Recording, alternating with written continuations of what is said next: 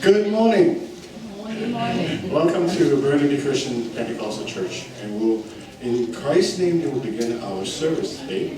And let's all bow our head and pray. Dear Lord, thank you for the sunny weather. Thank you for the rainy days. Yet we appreciate everything that you provided us. And Lord, you provided us with such a wonderful place to live. You have provided us with family. And Lord, we thank you because you have provided us abundantly that we can receive and appreciate your grace and your glory. In Jesus' name we pray. Amen. Okay. Welcome everyone. Let's stand and we'll turn around, say hi to someone you haven't said hi to. I'm so happy to be here with you all, worshiping.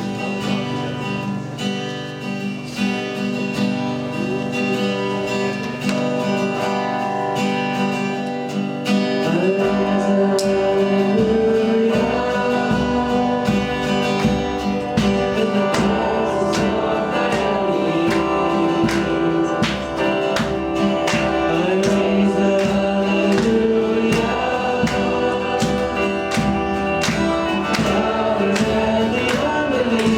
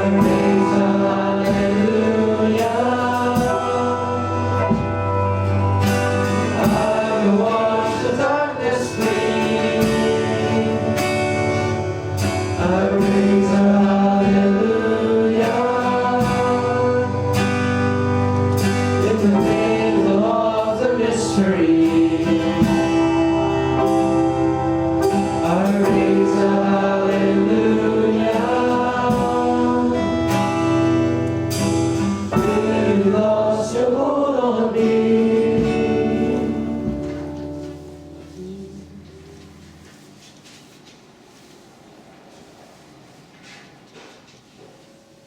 Thank you, Jesus.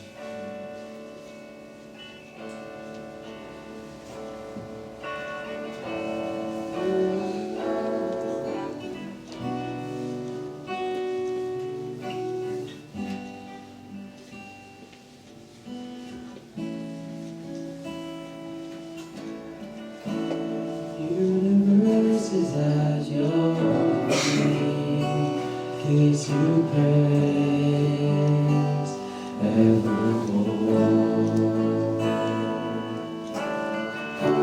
Stars of light and sky for you, and always God be praised, and we sing. The Lord is on high, Lord is on high.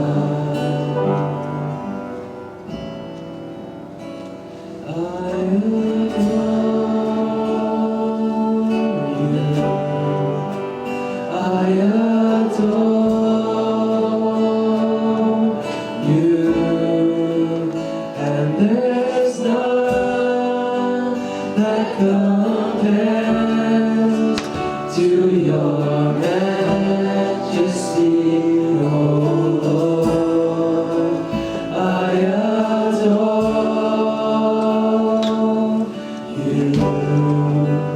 I adore you, and I stand in the wonder of your love.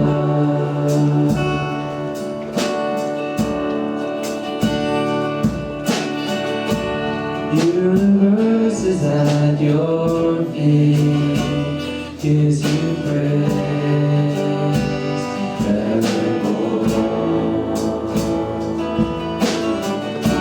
Stars will light the sky for you, and always God be praised, and we sing.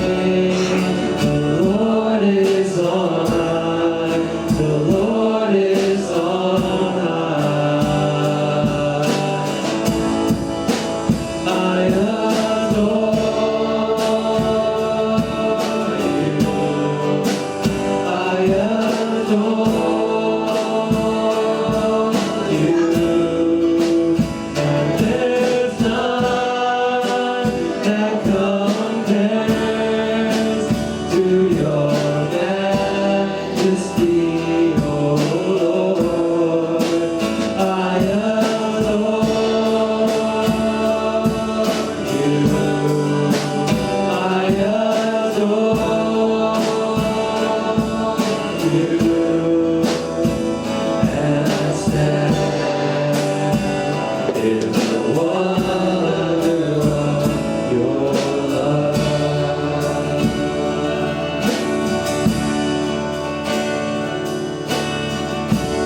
We will crown you King forever, living Savior, Jesus Redeemer, Lord of heaven, robed in majesty, crowning glory, creation adores you.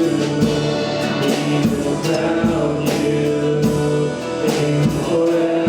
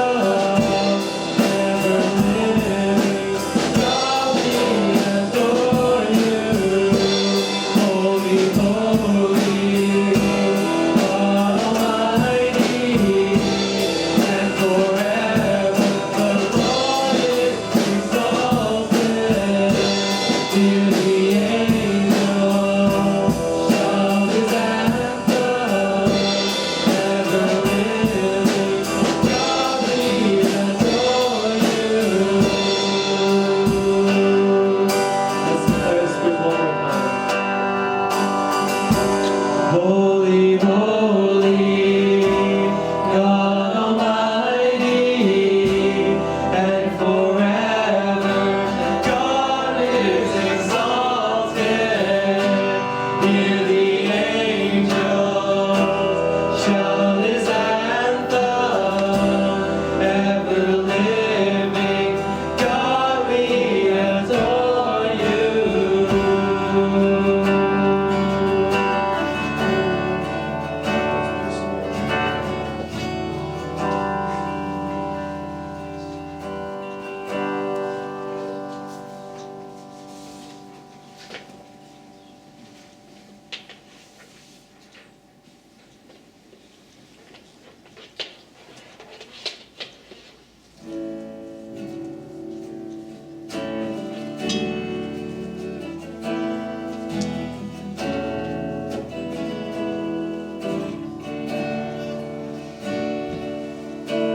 Thousand generations falling down in worship, sing the songs of ages to the Lamb.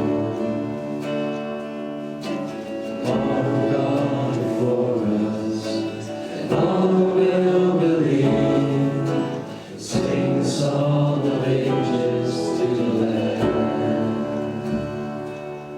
Your name is the highest, your name is the greatest, your name stands above them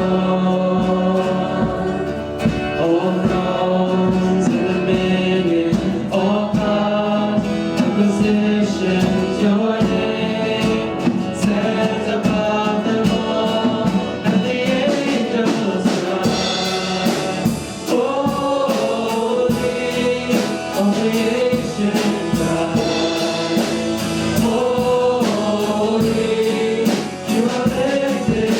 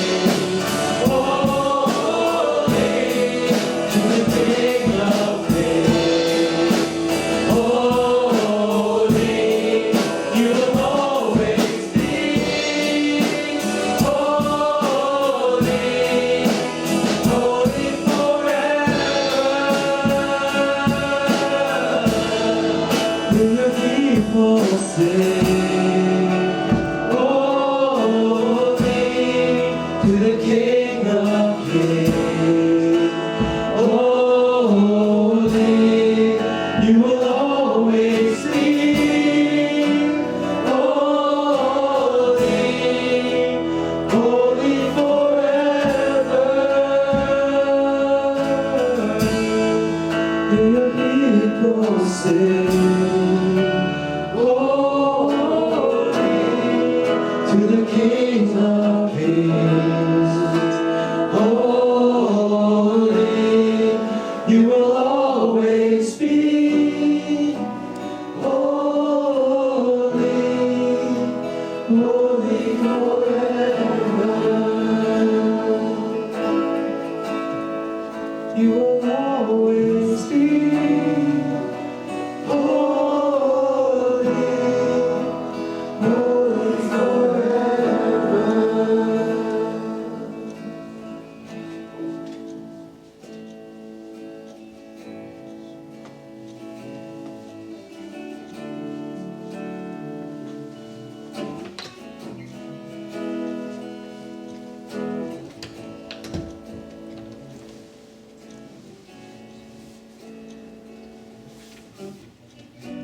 Thank you, Lord. Thank you for who you are. Thank you for your goodness, Lord, for your faithfulness and your grace and your mercy, Lord.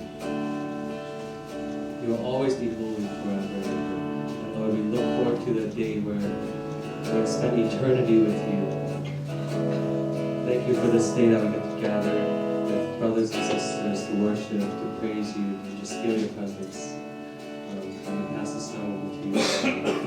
May your Holy Spirit reign freely in this place. And we believe this all in Jesus' name. Amen.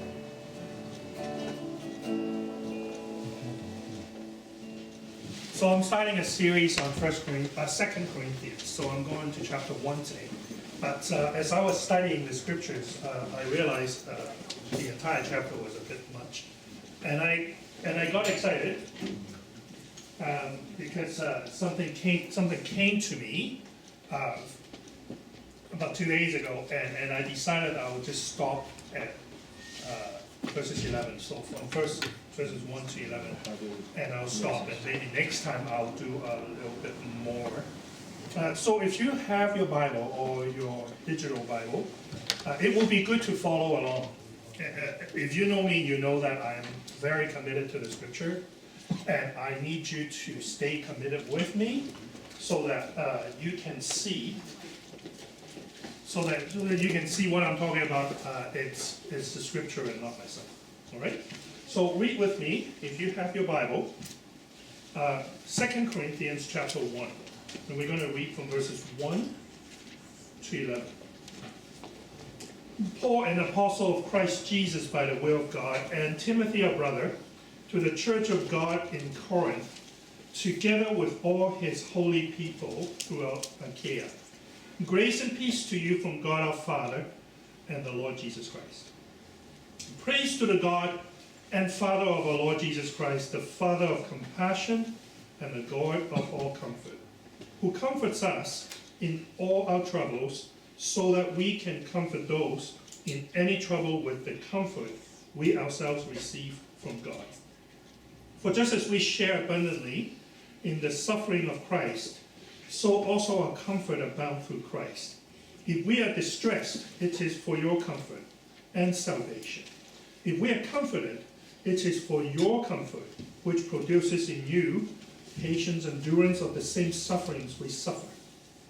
And our hope for you is firm, because we know that just as you share in our sufferings, so also you share in our comfort. We do not want you to be uninformed, brothers and sisters, about the troubles we experienced in the province of Asia. We were under great pressure, far beyond our ability to endure, so that we despair of life itself. Indeed, we felt we had received the sentence of death. But this happened that we may not rely on ourselves, but on God, who raises the dead. He has delivered us from such a deadly peril, and he will deliver us again. On him we have set our hope that he will continue to deliver us as you help us by your prayers. Then many will come and give thanks on our behalf for the gracious favor granted us in answer to the prayers of many. So as I was alluding to, we're starting a series on 2 Corinthians, and today I'm gonna speak half of 1 Corinthians, and I'll decide what to do, if I should go to chapter 2 or if I should finish chapter 1. But something that I found very interesting is, as you know, I spent almost 2 years getting through 1 Corinthians. And I'm hoping it won't take 2 years for me to get through 2 Corinthians. But it's amazing how 1 Corinthians drive us into 2 Corinthians. And if you remember any of the sermons that I shared, the Corinthian church was going through some struggles. In particular, struggles from the multiculturalism. Sometimes multiculturalism is good, sometimes it does bring a bit of challenges. So I'll share that with you a little bit. And towards the end, I'd like to encourage you to continue, like Paul does, to walk with Christ. As you already read the scriptures with me, I'm just going to dive right into it. First of all, I entitled this Finding Comfort from God and then Extending it to Others. Do I need to turn it on? Yes. It's a little bit crooked and off the wall, but hang in there with me. So 2 Corinthians is what we call an intimate picture of Paul's pastoral heart. You can see that his loveliness comes out even in the midst of trying to correct some of the incorrection. The whole idea is to take action to preserve the unity of the church. So this is quite interesting because his heart really comes out. His heart was broken. And his heart was broken for the Corinthian church.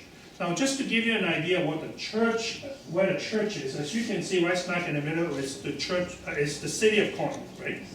The island where Corinth is called Achaia. That's why Paul was mentioning that in the scriptures. Achaia is the province, and the capital is Corinth.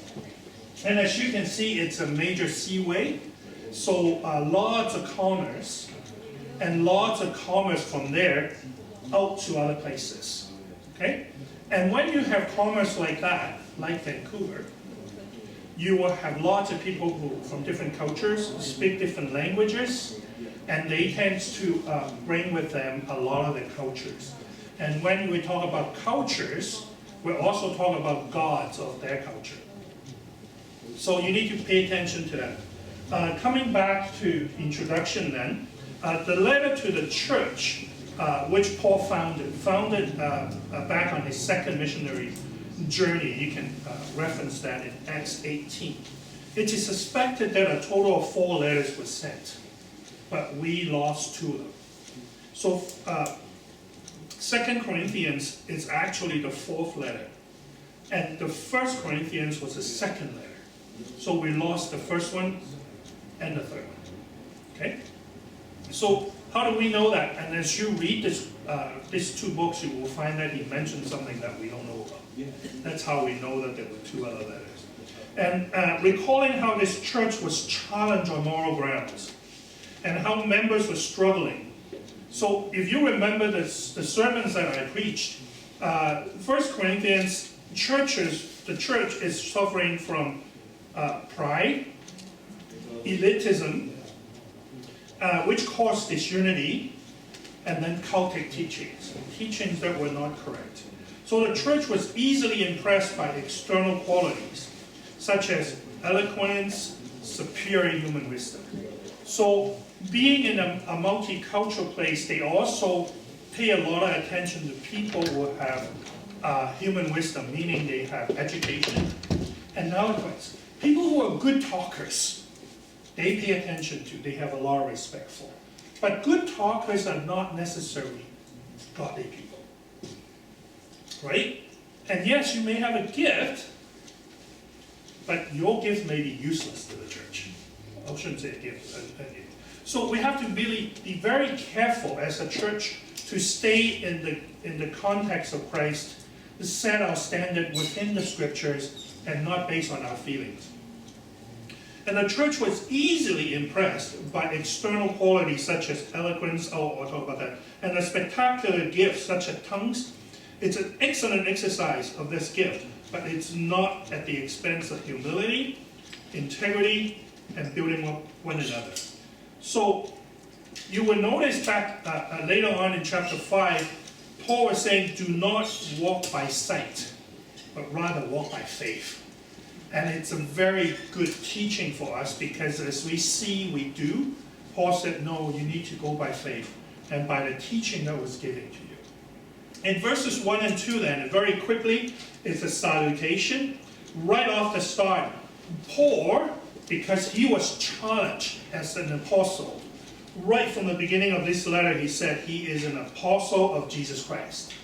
So he's establishing his authority within the church and within Christianity itself as an apostle.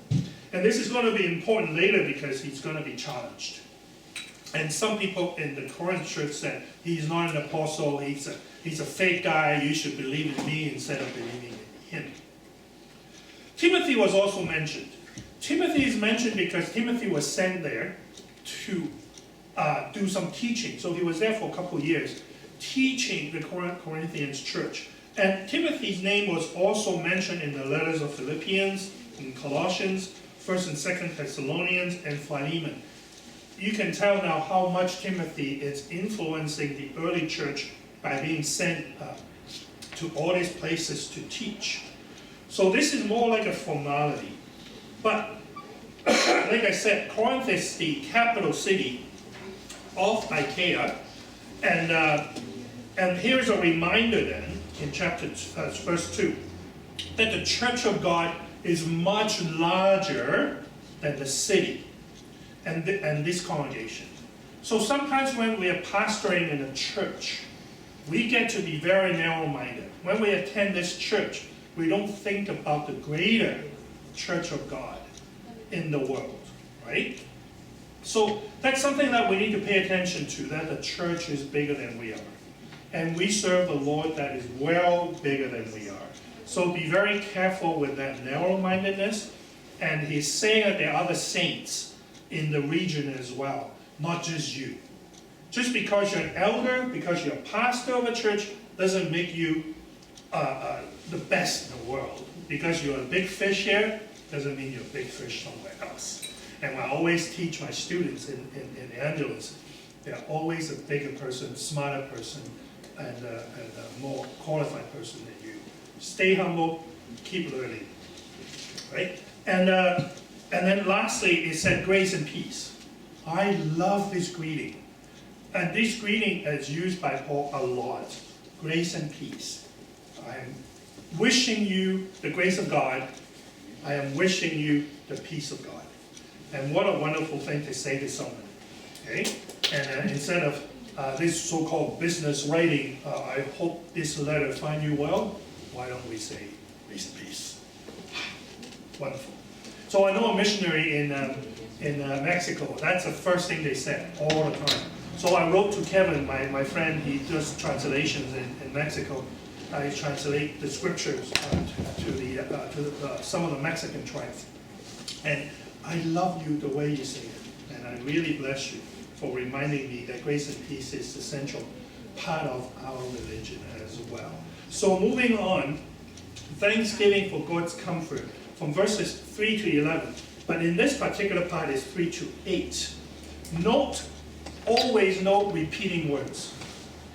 If you notice a word keep coming back in the scriptures, that's when you need to pay attention to it. Okay, there are basically two words that keep coming back. One obvious and one not so obvious. The not so obvious one is the word trouble. The word trouble appears 3 times in just a couple verses, twice in verse 4 and once in verse 8. But it also appears 5 more times in this particular book. So if you don't read it in one setting, you won't notice it. But the word trouble can also be translated as hardship, distress, hard-pressed, and harassed. So basically, as you look at this word trouble, it's a lot heavier than just trouble. You know how somebody will come up to you and say, oh, you're in trouble. Oh yeah, what? Trouble what? But in here, and I'm going to put it bluntly to you, it's not, uh-oh, we're in trouble, but it's more like, holy crap, we're in big duty. That's the kind of trouble we're talking about. It's life and death. But read it for yourself and understand what those troubles are. The second word is the word comfort. You probably figured that out already. It appears 8 times between verses 3 to 7. And anything that appears 3 times or more in the Hebrew culture, you need to pay attention. Because that culture in grammar, they emphasize important things by mentioning it 3 times. If this happened 8 times, then we need to seriously pay attention. So the word comfort, by definition, there are 2 definitions. One is a verb. It's to make someone feel better when they're sad or worried. The key word is feel. Feel better. You do not necessarily make the person better physically, but you can make the person feel better. That's comfort. Second word, it's a noun. It means that now the pleasant and satisfying feeling of being physically and mentally free from pain and suffering. I think the comfort here is more meant for mental, and as the Lord comfort Paul in his doo-doos, he's actually feeling better physically as well. One affects the other. So mental health, you know I'm big on mental health. I'm doing my doctorate in counseling, and I study mental health now for 4 years, and it's coming out of my yin-yang. So, but what I learned was mental health can actually affect physical health, and it affects physical health in a big way. So to be comforted, therefore, is the feeling of pleasant and satisfaction of knowing that you eases someone else's pain. So when Paul talks about comfort in here then, he is saying the Lord is so good to me. In the midst of my challenges, he gave me peace and grace. You understand how that all line up together? So I'll go through one verse at a time with you so that you understand how this one progresses. Because you remember Paul is an intellectual. So he liked to write things in a logical manner. And he's also very long-winded. In Colossians, for example, we wrote for 3 chapters before he put a full stop in it. He is so long-winded. But he is an intellectual. He is smart. He got all these things in his head. If you can imagine how frustrating it is because you have to write 1 word at a time, not like us doing, don't even type anymore. We text to speech now. And worst come to worst with AI, and they'll figure it out for you. But back in his days, every word has to be written. You know how frustrating that is when he got all this thought in his head, and he had to write 1 at a time? Oh man, it drives me bananas, let alone him. So, here we go. Verse 3. It's an identifying the originator. The originator for comfort is Father of our Lord Jesus Christ, the Father of compassion and of all comfort. So a reminder to us that we are good at comforting people, maybe, but the origin of comfort is from the Father of our Lord Jesus Christ. Verse 4, comfort received from the Father enables believers to comfort others. So there's a point to make about hardships here. There is no comfort until you go through difficulties. So don't complain, therefore, as a believer, about difficulties, because it could be an opportunity for you to experience God's comfort. So we must understand then, it is a requirement in our Christian growth. If you don't go through difficulties, then how do you grow? So Carol McLean, it's one of the volunteer chaplain at the airport here in Vancouver. I also volunteer at the airport as a chaplain. So every Friday I go out there and I spend 4 hours walking around handing out chocolates. And if you're interested, give me a call or just come by on Fridays between 10 and 2. I hand out chocolates. I'm called a chocolate man by security. And I spent some time with Carol because she just came back from Israel. She was a missionary in Israel for over 2 years, but because of health, she had to come back. and she was sharing about how her husband died. Her husband died of cancer, very kind man, and towards the end of his life, his friends came to comfort him. But what we think of comfort may not be comfort, may be pity. Pity means you feel bad for someone. Comfort is to make somebody feel better. And the husband was so godly, he said to his friends, I don't need your pity. If you're going to come and give me pity, then you can go. What a teaching for the rest of us. What a teaching for the rest of us. That we can comfort with God, but we should not go pity someone for their pain. So what does that look like? I don't know. That's an entire sermon on its own. But nevertheless, this is something that we need to learn from. Talk about pity. A friend of mine from the ambulance service felt really bad for the orphans in Cuba. So when he went to Cuba for a holiday, he brought a bag of clothes that he no longer used. Okay? And he just, when he went to Cuba, he just found, he was riding on a bus or a taxi or something, found the closest orphanage he could find and just dumped it and say, here's some clothes. So that he can feel better. That's not comfort. That's selfishness. I just need to feel better. One of the best illustrations is Christmas. Charity organization always ask for money in Christmas because you're already feeling really soft and want to do nice things, right? So we get most of our donations at Christmas. So when I was a pastor at University of Northern BC, Christmas usually, donations at Christmas usually cover half of my yearly wages. That's how nice people are at Christmas. But sometimes at Christmas we give because we feel good.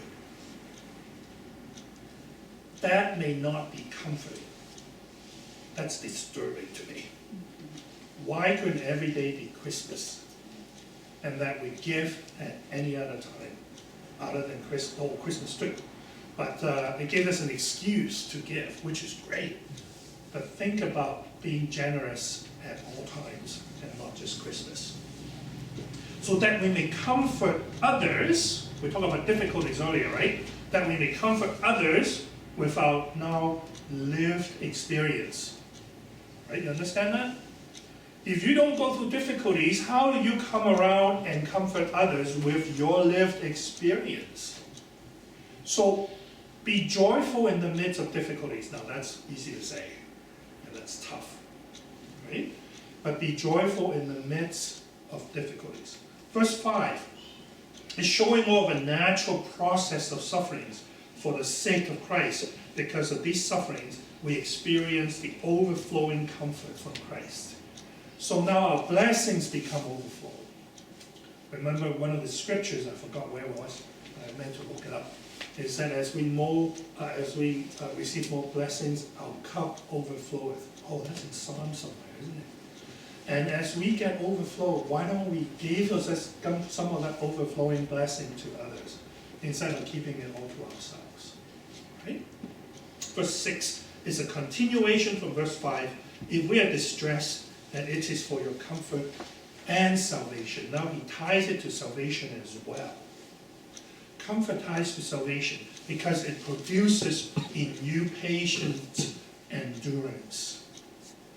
Patient endurance also translates as steadfastness in the face of unpleasant circumstances. The word steadfastness also stands for dutifully firm. As we learn from our difficult experiences, we tend to stand firmer.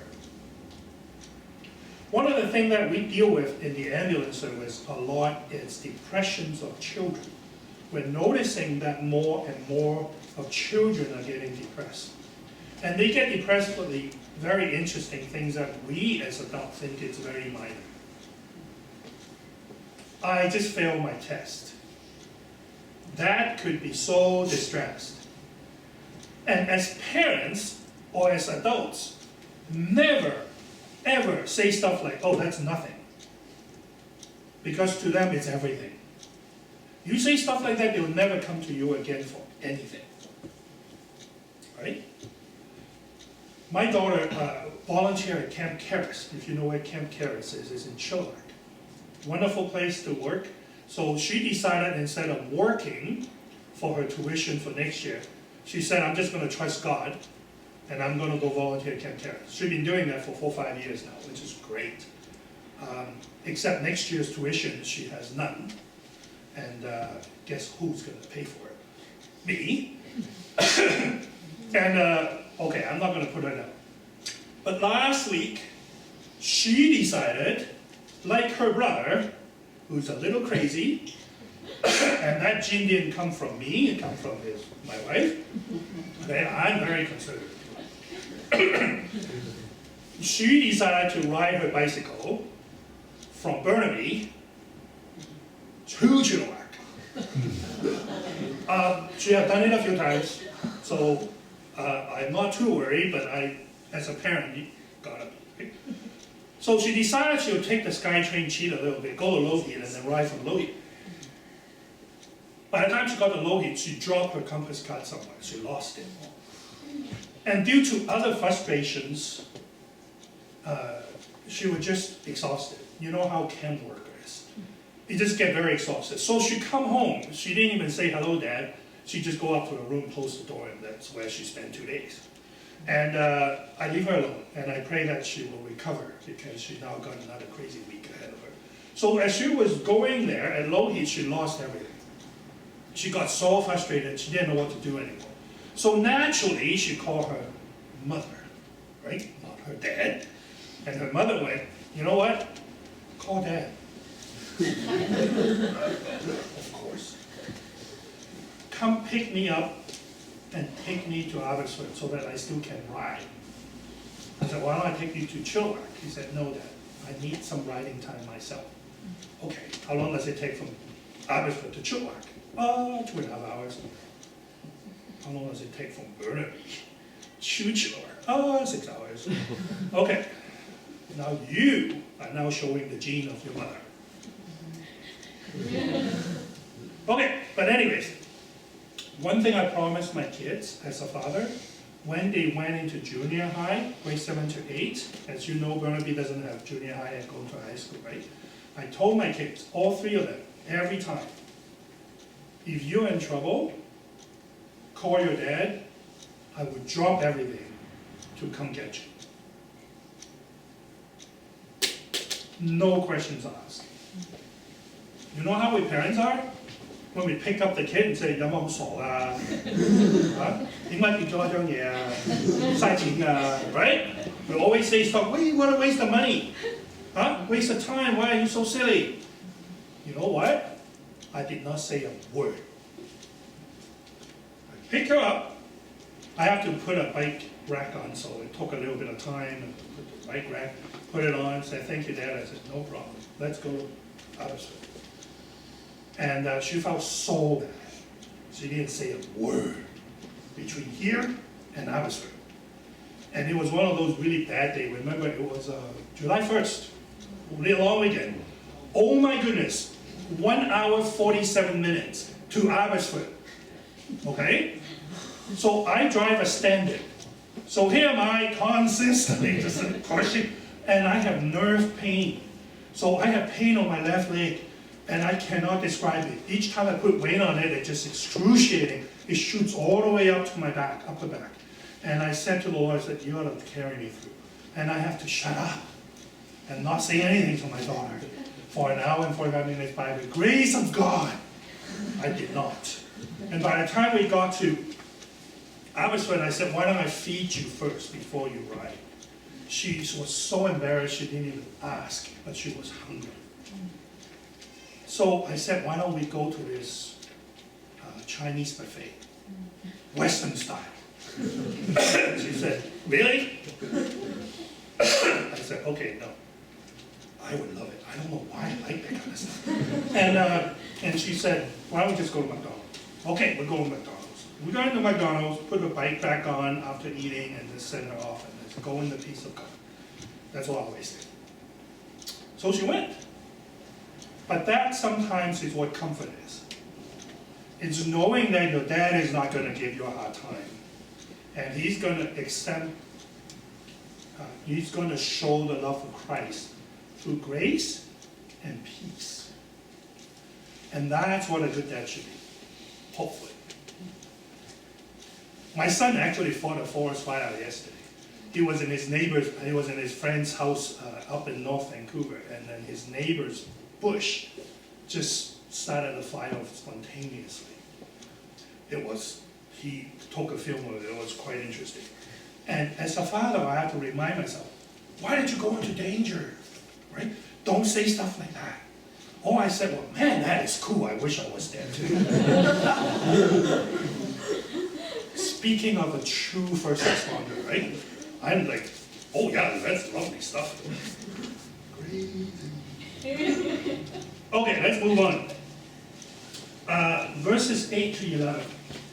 It's a continuation, but it's a bit of a change of a setting.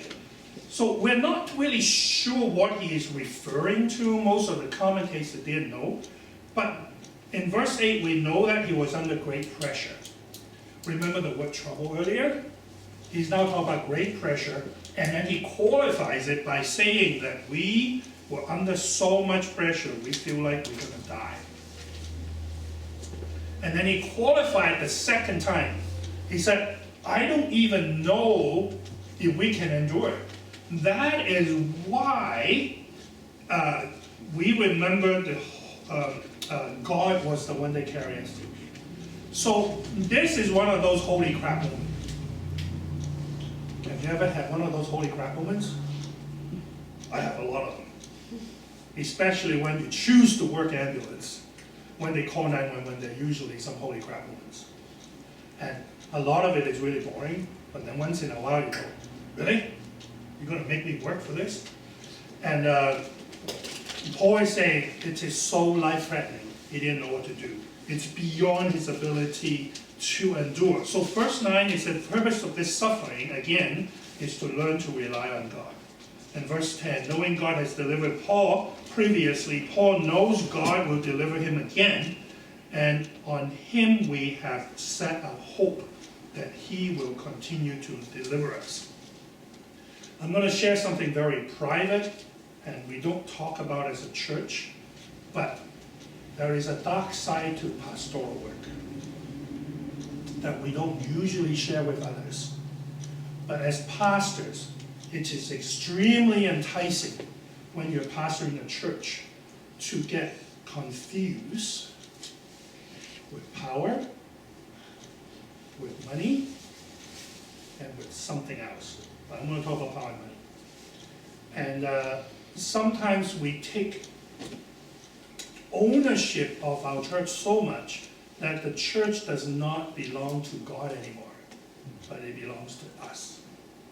And that's very crazy, because power in our society is very, very looked up upon. And because most pastors have very little accountability to someone else, you can pretty much do anything you want. And that's why when I became a pastor, I decided that I will find someone to be accountable to. And each time I do a ministry, I write a report. And I send it to someone. So at the airport, I spend 4 hours a week. And I always write a report of what I did and send it to the head chaplain. And St. John Ambulance, where I volunteer, I do the critical incident stress program. Each time I debrief or defuse someone, I write a report and I send it to the coordinator, even though I am higher than she is. But I send it to her, so there will be accountability. And as a pastor, I know I sit under the authority of God, but I purposely sit under the authority of man as well, so that I don't walk sideways. But sometimes that power is very alluring. And we need to remember that God is the head of this place and not us. And it changes the attitude. As the attitude changes, you become more godly in pastoring others. People can feel that godliness, and they will be happy to follow you. Paul said, follow me as I follow Christ. He didn't say follow me.